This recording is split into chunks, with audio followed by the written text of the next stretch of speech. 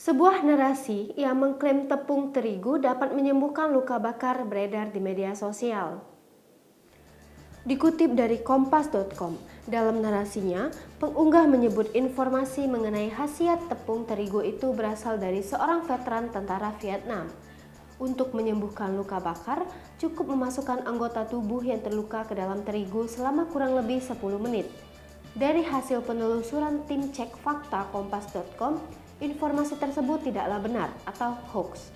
Dokter spesialis bedah plastik, rekonstruksi, dan estetik dari Universitas Jenderal Sudirman, Ahmad Fauzi menegaskan, pemberian tepung pada luka bakar justru akan beresiko infeksi karena bukan bahan steril. Dokter spesialis bedah plastik, rekonstruksi, dan estetik dari Universitas Jenderal Sudirman, Ahmad Fauzi menegaskan, informasi itu tidak benar. Terigu juga tidak memiliki active ingredient atau bahan aktif apapun untuk luka bakar.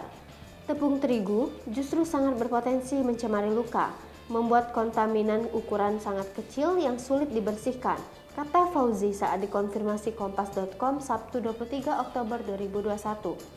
Tak hanya itu, pemberian terigu pada luka dapat membingungkan evaluasi kedalaman luka. Di samping juga menambah nyeri karena ada ekstra usaha untuk membersihkan dan menyulitkan prosedur pencangkokan kulit bila mana diperlukan. Fauzi menuturkan, luka bakar saat diberikan suasana sejuk dapat menghentikan perluasan luka. Sementara, efek sejuk dari air mengalir adalah yang paling efektif dan sesuai dengan anjuran WHO. Berdasarkan konfirmasi tim cek fakta kompas.com, dapat disimpulkan bahwa klaim yang menyebut tepung terigu dapat menyembuhkan luka bakar tidaklah benar. Pemberian terigu pada luka bakar justru akan berpotensi menimbulkan infeksi.